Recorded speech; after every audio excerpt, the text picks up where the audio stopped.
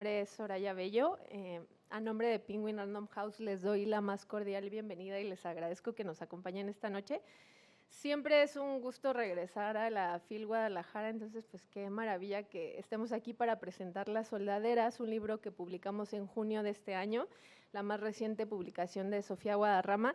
Yo sé que ustedes ya la conocen muy bien, pero creo que voy a detenerme todavía a leer su biografía. Sofía Guadarrama, autora prolífica y estudiosa de la historia de Mesoamérica desde hace 22 años, es hoy en día la principal exponente de la narrativa prehispánica en México. Entre los 18 libros que ha publicado destacan Coalt, El misterio de la serpiente, Tezosomoc, El tirano olvidado, Balam, La senda del jaguar, Cuautli, La revelación del águila, Nezahualcóyotl, El despertar del coyote, Moctezuma Xocoyotzin, Entre la espada y la cruz, Cuitláhuac, Entre la viruela y la pólvora, Cuauhtémoc, El ocaso del imperio. Me quedo sin aire porque son muchos. Enigmas de los dioses del México antiguo, La conquista de México Tenochtitlan y Tlatoque, Somos mexicas. También ha abordado otros géneros literarios. Sus novelas más recientes son Piso 931, Tiempo de canallas, El origen de todos los males y la que nos tiene aquí reunidas, Las Soldaderas. Quiero pedirles que le demos un fuerte aplauso, por favor. Muchas gracias. Bueno, yo sé que a Sofía no le gustan los spoilers, entonces, y sé que a la mayoría de sus lectoras y lectores tampoco les gustan, entonces voy a hacer lo posible por no lanzar ninguno, voy a tratar de ser muy cuidadosa con eso. Quisiera arrancarme con un par de preguntas. Podemos preguntar quiénes no han leído Las Soldaderas. Ah, sí, sí. Se pueden salir. Ah, no. Ah, no es cierto. No, bienvenidos, al contrario. No es cierto, es broma. Para que haya spoilers. No, Ya cuando no. terminen los spoilers, regresan. Bueno, yo quisiera arrancar preguntando quizá algo que puede resultar controversial, pero que me parece importante poner sobre la mesa. Quisiera que nos dijeras tu opinión, querida Sofía. Hay muchos historiadores, yo sé que malmiran la novela histórica, ¿no? Entonces, ¿qué opinas respecto a esto? ¿En algún momento esto como que ha impedido o ha significado una traba para tu escritura? Cuéntanos. Bueno, antes que nada, muchas gracias a todas las personas que están aquí. Valoro mucho que compren mis libros, que los lean y pues que vengan a tomarse este tiempo aquí. Eso es para mí muy, muy, muy valioso. Eso de que sálganse era broma, ¿eh? Pero bueno, contestándole a Soraya, sí, desafortunadamente en México hay, y lo platicábamos tú y yo el año pasado, sobre las élites en México, las élites literarias. Y hay ciertas élites de historiadores que desprecian la novela histórica. Y no nada más las élites, hay gente en particular que incluso luego en Facebook me comentan, ¿es novela de fantasía? O sea, ¿por qué usan esa palabra? ¿Es novela de fantasía o es historia real? Y entonces así como de, o sea, ¿cuál es el límite de la historia real? ¿No? En este año, estos 2 años que he estado trabajando en la escritura de Todos los caminos llevan a Tenochtitlan, ahorita estoy en el tomo 2 y he profundizado mucho en la historia y no hay una historia sobre Tenochtitlan única. Quienes ya leyeron Todos los caminos llevan a Tenochtitlan habrán visto que pongo varias versiones y ahorita el tomo 2 se abre todavía más el abanico porque me fui a la historia de Cholula, la historia de Toluca, o sea, que son las historias más olvidadas de Mesoamérica. O sea, la historia de Cholula y de Toluca, por ejemplo, o de Chalco son las que casi menos conocemos en los libros de historia de Mesoamérica. Entonces, abrí más el abanico y entonces a mí me queda cada vez más claro que no hay una historia real, no hay una historia única. No podemos contar la historia como una sola versión, ¿no? con la bandera de aquí les traigo la única versión verdadera de la historia y todo lo demás que les han contado es pura mentira y estupideces y todos, calmados. O sea, por allá hay algunos libros, hay unos autores que se la dan de descubrir el agua tibia, ahora sí vengan a verla, métanle el dedo. Entonces, pero también pasa en la novela, en la elite literaria, que para cierto sector del ámbito literario, la novela histórica tampoco es bien aceptada, como que incluso Carlos Fuentes le huyó un poco, escribió algo sobre Moctezuma, pero ahí más lo dejó, ¿no? Y de repente se metió, pero le quiso hacer al historiador y no al novelista historiador. Entonces, sí es un género,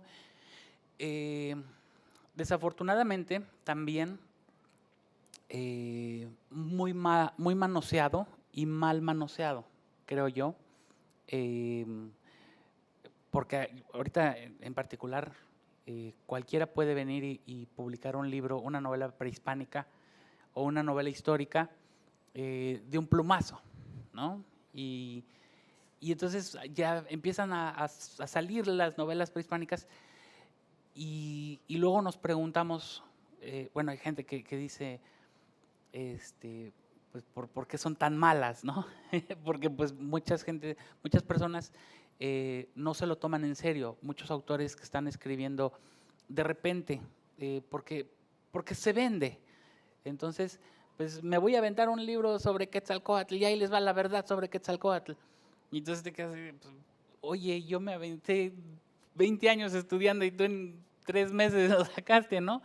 Entonces, por eso también está despreciado el género de novela histórica. Creo que yo, por ejemplo, en este caso, puedo presumir 20 años de trayectoria, 15 años publicando novela histórica, y aún así sigo sin terminar de aprender. Entonces, y nunca me atreveré a decir que tengo la verdad absoluta, ni la única verdad, y que tengo la razón, porque pues sí me equivoco, y me equivoco muchas veces, y constantemente pues estoy corrigiendo mis novelas. Incluso para mí las novelas no están terminadas, aunque ya estén publicadas, las vuelvo a revisar y le digo a mi editora, le digo, oye, hay que hacer todas estas correcciones porque muchas veces me equivoco y yo veo esos errores aunque los lectores no los vean, ¿no? Y trato de corregirlos para la siguiente edición. Justo, es que yo creo que, no sé si aquí les pasa a la mayoría, pero justamente a mí recuerdo que mis clases de historia no me gustaban casi nunca, ¿no? Yo sé que hay maestras y maestros de historia buenísimos y buenísimas, que incluso, no sé, de repente me ha tocado escuchar de amigas o amigos que amaron la historia en la prepa porque su maestra o maestro era buenísimo, ¿no? Pero creo que son excepciones, la verdad, en mi opinión. Y entonces lo que yo siento con las novelas de Sofía es que siempre siembran la semilla, y creo que en este caso no es la excepción, para conocer a los personajes de manera más cercana e incluso nos siembra ahí la semilla de la curiosidad y eso me parece muy valioso.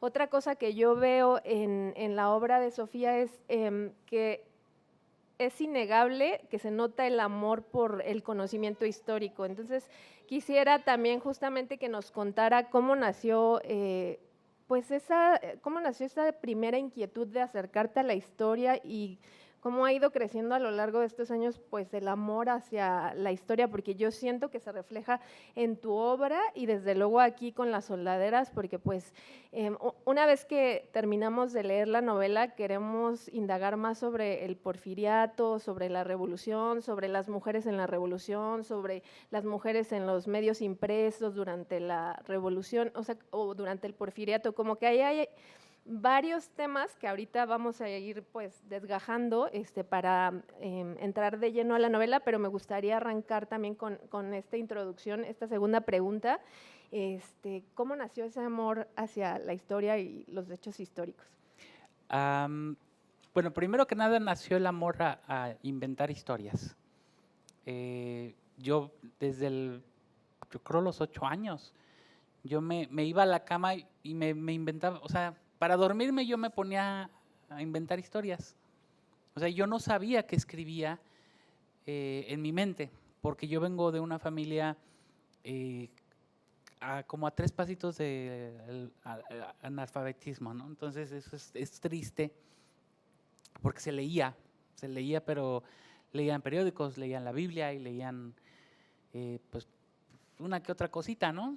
Uno que otro librito perdón, no lo quise decir con desprecio, pero uno que otro libro de superación personal, ¿no? Y era todo lo que había en mi casa. Pero entonces yo leía los cuentos de Memín Pinguín y Archie y todo eso. Pero yo me inventaba mis historias en mi mente. Y entonces ahí surgió mi primer acercamiento a la literatura, porque no tenía otra literatura.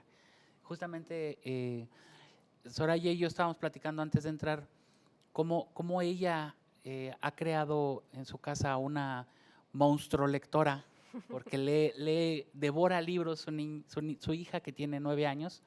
¿9 años? Y devora libros y hace poco se volvió, perdón, no voy a contar algo personal, se volvió loca su hija porque conoció a Juan Villoro. O sea, porque vean qué nivel de...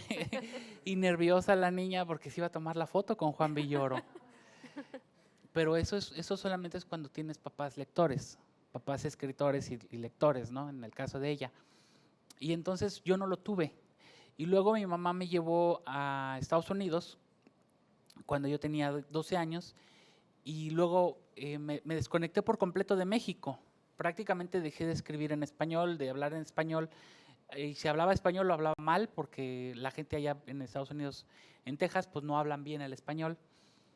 Y así fue pasando los años y luego cuando tenía 21 años me deportaron y llegué a México siendo prácticamente un analfabeta, porque yo hablaba ya más inglés que español, escribía mejor el inglés que el español y no conocía, yo estudié allá la historia, allá descubrí que los malos mexicanos querían robarle Texas a Estados Unidos. Ustedes han estado engañados, no fue al revés. Fueron los mexicanos que atacaron Alamo. Y entonces eso fue lo que me enseñaron allá. No sé ustedes qué les enseñaron aquí. Y entonces yo me aprendí los 50 estados con sus capitales. Ahorita ya no me pregunten, ya no me acuerdo. Pero me sabía perfectamente los 50 estados de Estados Unidos, sus capitales y los nombres de casi todos los presidentes de Estados Unidos y todo eso. Y me encantaba la historia de Estados Unidos. Pero llego a México y descubrí que era una ignorante de la historia de México. O sea, la primera vez que fui al Tajín fue mi primera zona arqueológica que yo conocí y por eso el primer libro que escribí se lo dediqué al Tajín. Porque yo conocí el Tajín y yo nunca había visto una zona arqueológica. O sea, yo me fui de México sin conocer una zona arqueológica a los 12 años y regresé a los 21 y como turista extranjera, ¿no? Es decir, digo, wow.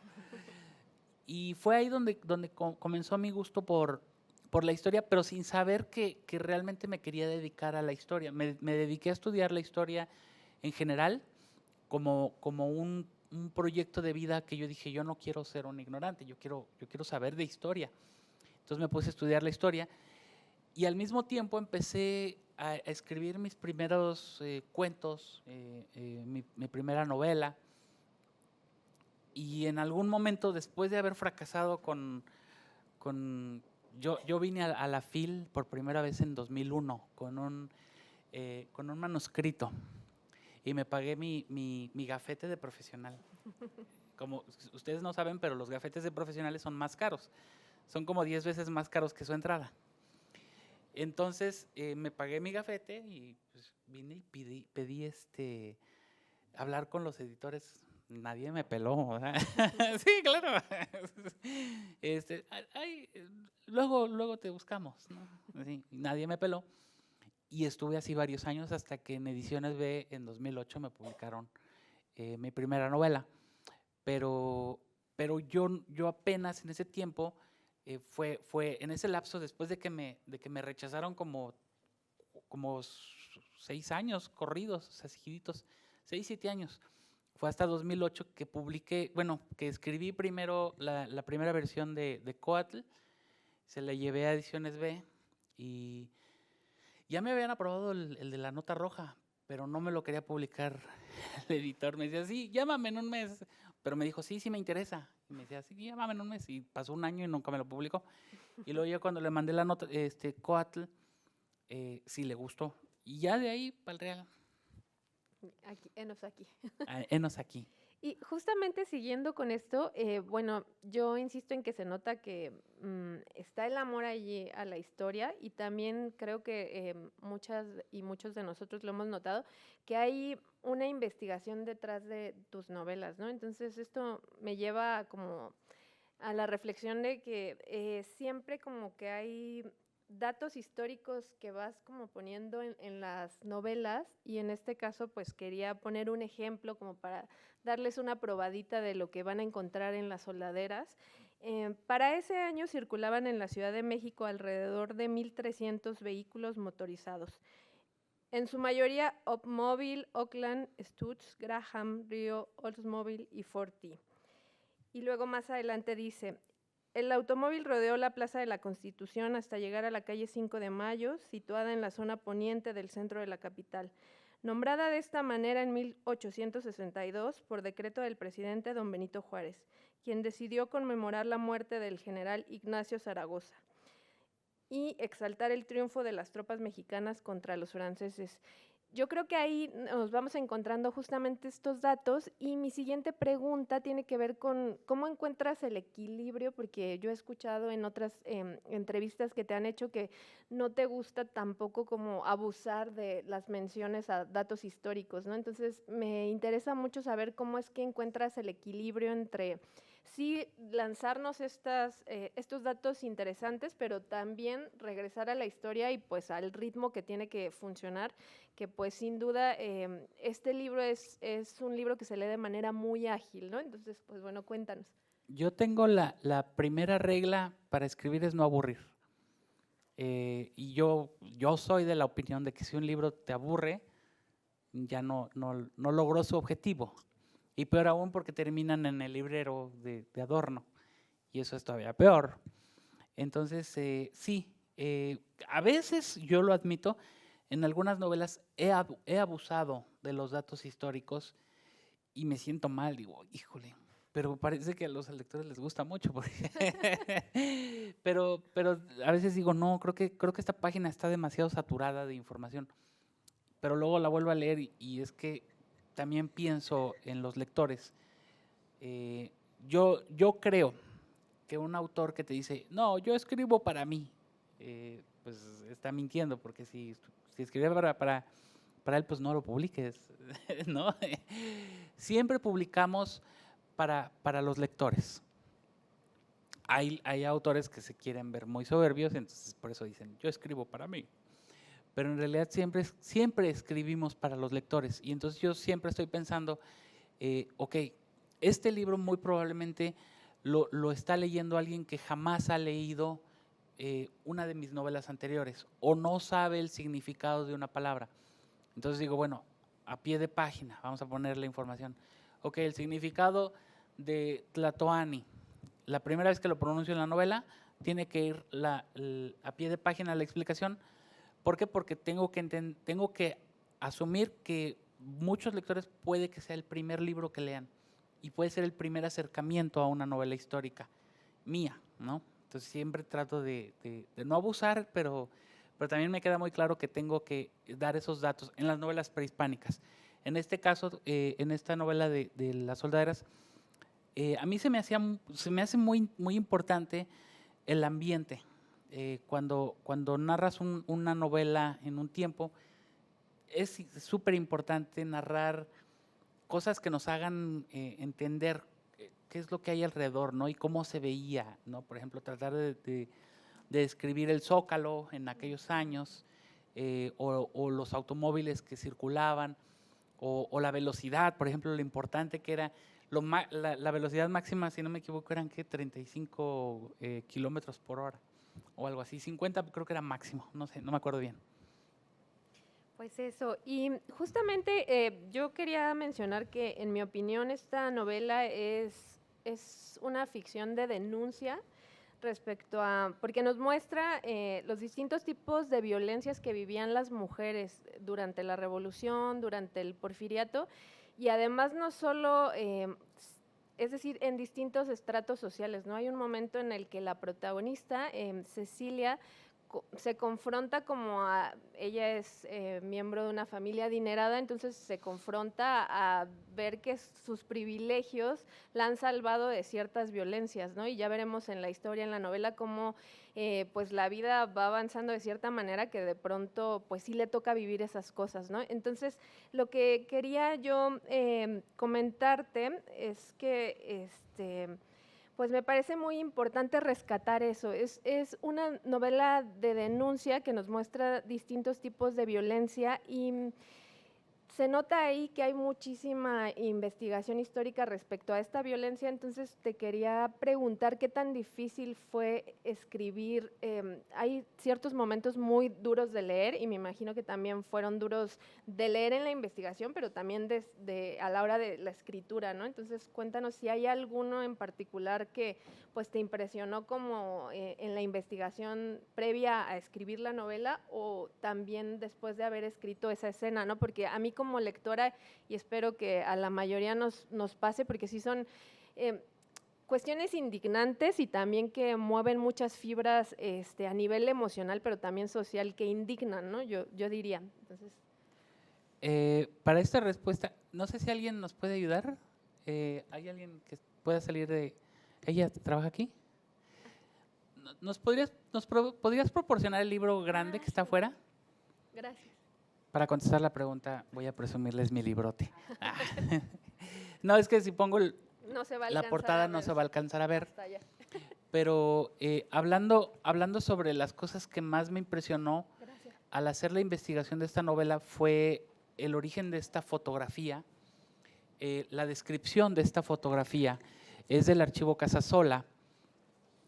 Es una foto que podemos encontrar en internet y es muy famosa.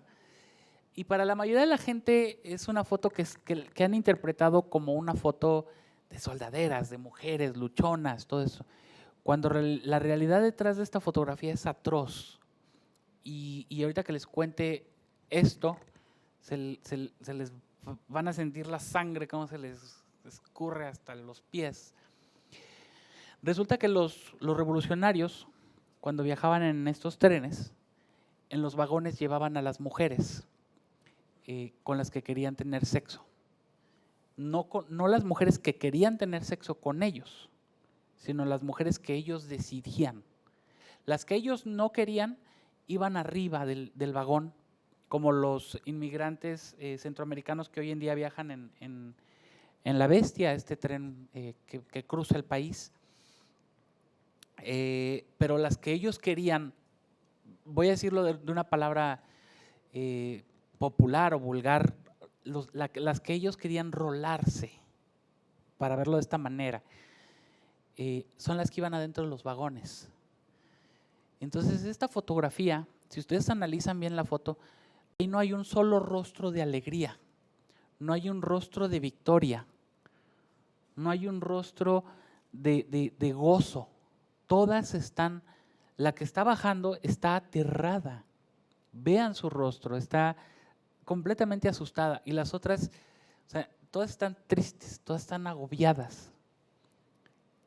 Y eso fue, respondiendo a tu pregunta, lo que más me estremeció de la investigación para esta novela. O sea, el descubrir que las mujeres en los trenes pues no estaban viajando por placer.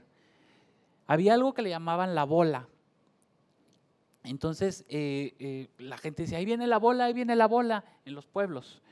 Y entonces las familias escondían, alguna vez sus abuelos o abuelas les contaron esto, y escondían a las niñas, a las adolescentes y a las mujeres, las escondían en las letrinas, porque no había excusados con drenaje como hoy en día, o en los pozos, o debajo de las casas, o incluso cavaban hoyos en la tierra y ahí las enterraban, o sea, vivas, las enterraban con tierra, o sea, con un poquito de espacio para que pudieran respirar, y las tapaban con matorrales y todo eso para que los revolucionarios no se las llevaran. Voy a bajar porque aquí no me alcanzan a ver ya. Yo creo que ahí para que, en el ¿Sí? costadito. Bueno, acá lo ponemos, o no sé, ¿dónde? Aquí abajo. Y entonces esas familias tenían que esconder a sus hijos, a sus hijas, perdón, o a sus mujeres.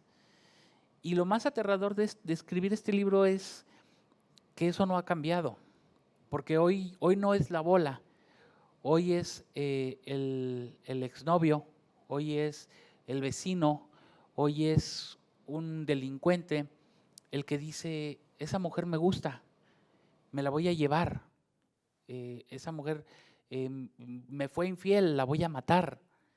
Entonces es aterrador. Esta novela en realidad yo lo voy a decir con mucha tristeza, estoy tratando de vender el libro, pero es uno de los libros más tristes que he escrito, los más difíciles que he escrito.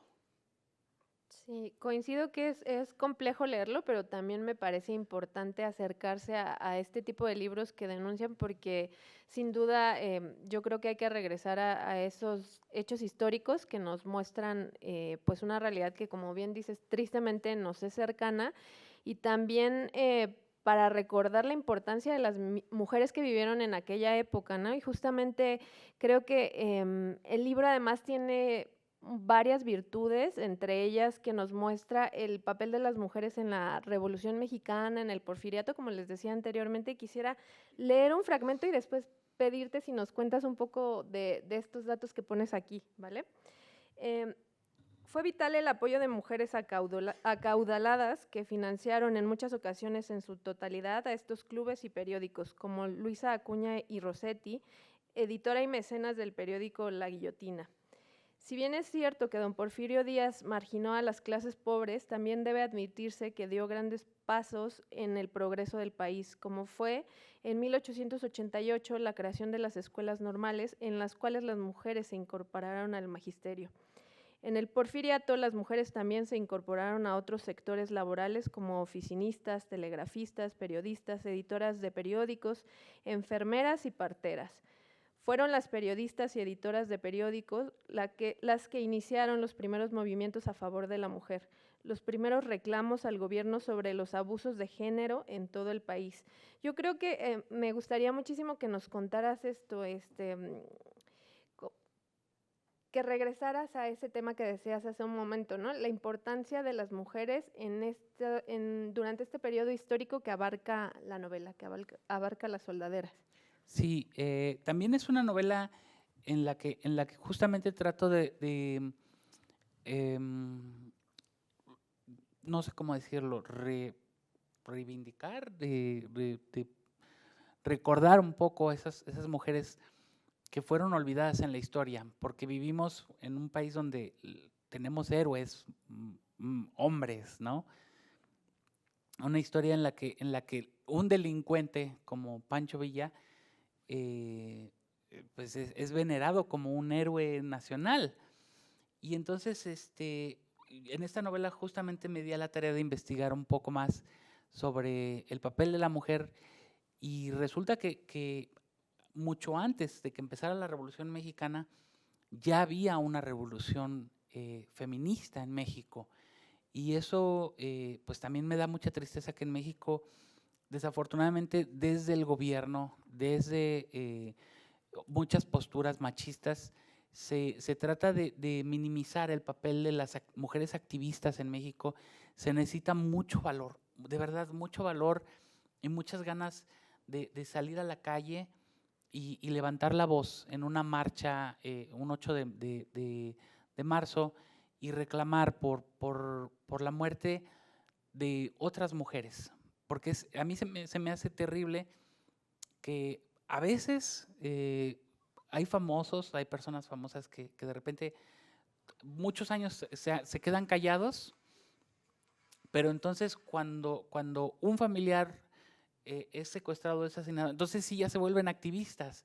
¿Por qué tenemos que esperar a que nos secuestren a un familiar o un ser querido para volvernos activistas. Entonces, a lo mejor no siempre podemos acudir a las marchas, pero yo por lo menos trato cuando puedo, cuando he tenido tiempo, voy. En una ocasión, pues fui con tu hermana, y con Yana, ¿verdad?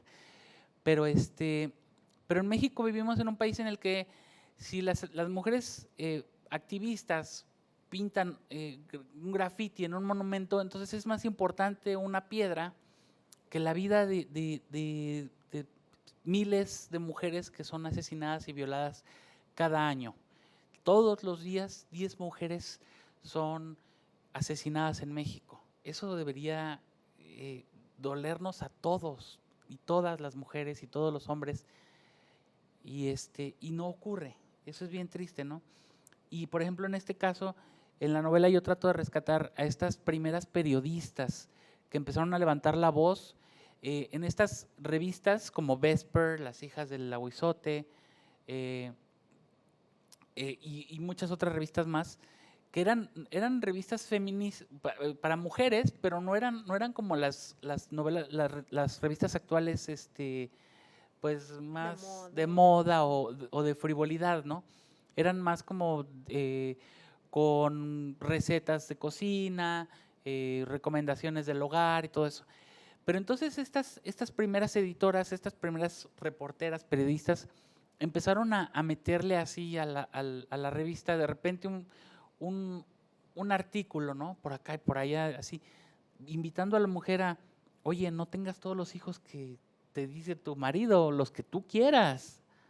O sea, eso era bien fuerte. Decirle hace 100 años a una mujer que podía elegir sobre su cuerpo era muy, muy fuerte. Y muchas de ellas fueron encarceladas solo por eso. Muchas de ellas invitaban a la mujer pues, a estudiar, a trabajar, a salir a la calle, y no, porque antes en aquellos años era mal visto que una mujer quisiera estudiar, que quisiera trabajar, que quisiera, se veía peligroso incluso, ¿no? Entonces, hoy en día la gente cree que las feministas apenas salieron hace un sexenio, y no es cierto. O sea, esta lucha lleva más de 100 años en México, más de 100 años. Y aún así seguimos estancados en muchas cosas. Coincido. Y me gustaría también, yo sé que aquí la mayoría ya se lleva de tarea leer Las soldaderas, y les insisto que cuando termina una de leerlo, la novela como que se queda con la espinita de quiero investigar más sobre estos datos, ¿no? Entonces me encantaría que Sofía nos diera un par de recomendaciones. Al final del libro vienen enlistados una serie de títulos, pero me encantaría también… los libros construyen puentes finalmente, ¿no? Entonces, después de leer esta novela, si queremos acercarnos a los datos históricos, ¿qué nos recomendarías que leyéramos? Hay un libro que es publicado por el INERM.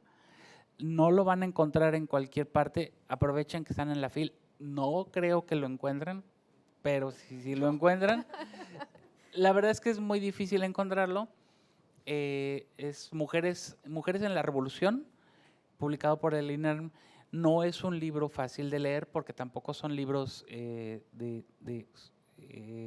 pues ahora sí que dedicados al público en general. Son libros en su mayoría de académicos para académicos, pero ahí hay mucha información.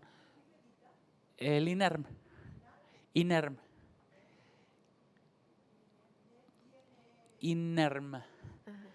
Es las siglas corresponden al… Exacto. Gracias. No sé qué tiempo tenemos. Sí, justo ya estamos por cerrar y quería hacer una última pregunta y también dejar el espacio porque yo sé que siempre hay preguntas o comentarios. Una de las cosas que también me maravilló es encontrarme con personajes históricos narrados desde una perspectiva mucho más compleja, es decir, no estamos ante los buenos y malos que nos contaron en en las clases de historia, exacto, en la escuela. Entonces, en este caso nos encontramos a un Villa complejo, pero también a Cecilia, nuestra protagonista, tiene una serie de complejidades que pues nos la muestran más desde mi perspectiva como de carne y hueso, ¿no? Y hueso, la hacen más creíble. Lo mismo, por ejemplo, aparece Carmen Parra, la coronela Alanís. Entonces quería como que nos contara justamente, Sofía, como para ir cerrando, ¿cuál es esa, es decir, cuál es tu opinión respecto a estos personajes, ¿no? Porque antes decías que se les ha hecho una serie de honores y que no merecerían, y desde mi perspectiva en el libro, como que siento que es una de las cosas que enriquece la lectura, que no están mostrados con esta dicotomía de bueno o malo, sino más bien de seres humanos que pues fueron complejos y que tomaron ciertas decisiones que trajeron incluso pues muerte y destrucción en algún momento de la historia de México, ¿no? Entonces, bueno, cuéntanos un poquito. Yo tengo una regla para escribir y es no describir a los personajes con adjetivos. Creo que cuando un escritor o una escritora te quiere describir a los personajes con adjetivos es porque no sabe definir, no sabe escribir. O sea, creo que la mejor forma de describir a los personajes es a través de sus acciones.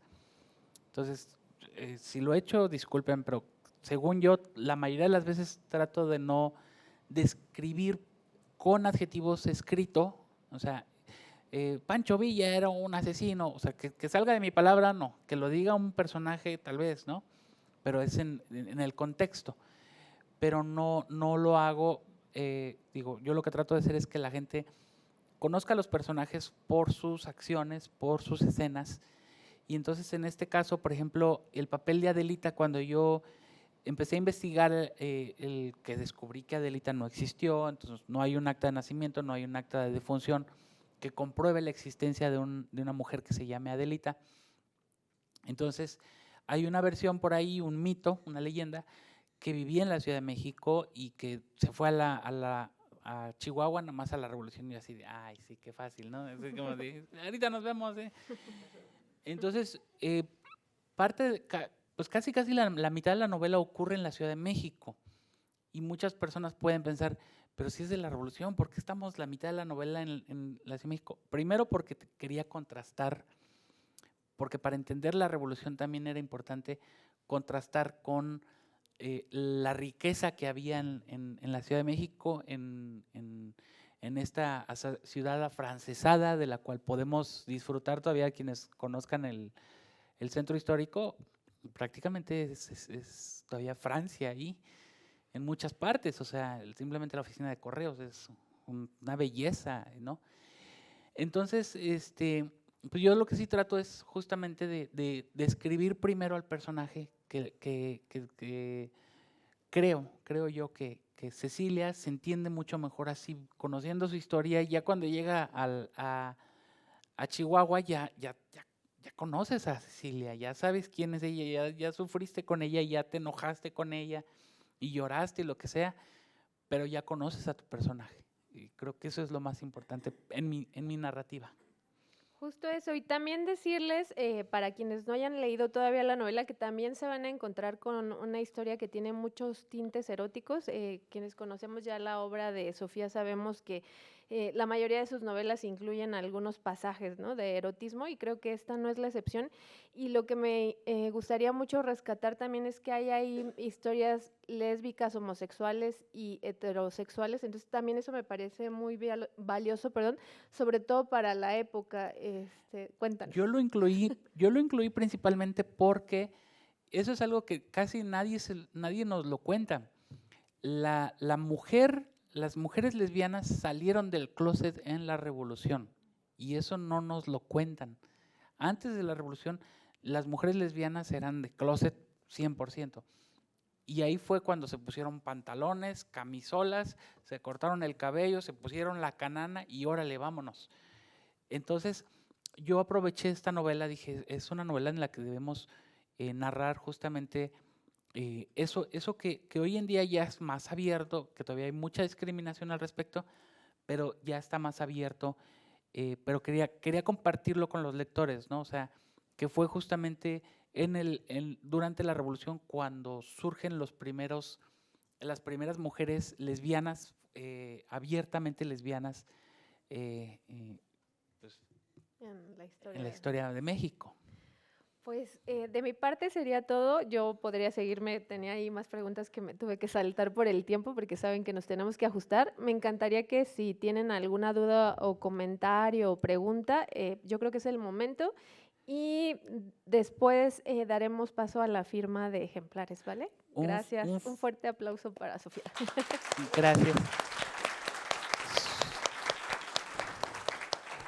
Solo quiero pedir un favor gigantesco, que sean súper breves con la pregunta, porque a veces sí nos ha pasado que hay personas que toman el micrófono y se avientan 10 minutos de discurso y nos corren de aquí. Y nos corren de aquí y muchas personas se quedan con las ganas. Entonces, sí les pido a todos que sean súper breves con su comentario y su pregunta directa para poder ceder la palabra a otras personas, porque si no se nos…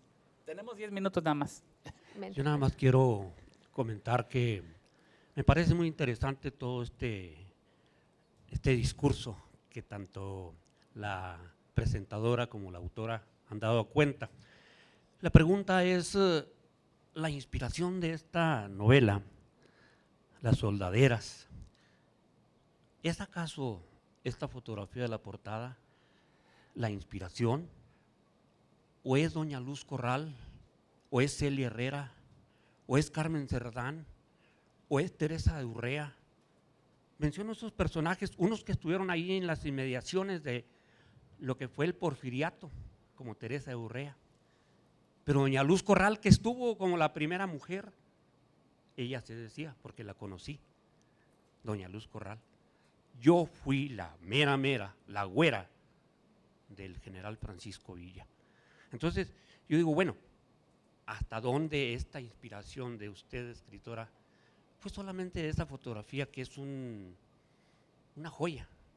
No, la novela no está inspirada en la fotografía. De hecho, la fotografía la publicamos, la elegimos después, pero sí, cuando estaba haciendo mi investigación, sí me encontré la información sobre la fotografía, que fue pues muy triste conocerla, y ya cuando me propuso mi editora y el diseñador gráfico la fotografía, pues yo dije, sí, claro, por supuesto, esa foto sí es importante. Pero la novela no está inspirada en un personaje en particular, sino en todas, ¿no? O sea, más que nada, en todas, porque no se trata aquí de poner una heroína. Utilicé el nombre de Adelita porque es el nombre más famoso que tenemos, pero no en las otras que usted mencionó. Muchas gracias. Nada más quiero comentar también brevemente que qué bueno que se hace la presentación de esta obra en el marco del centenario, del primer centenario de la muerte de ese caballero que posiblemente usted no acumule mucho, del general Francisco Villa, a 100 años de distancia. Gracias. Gracias. Gracias.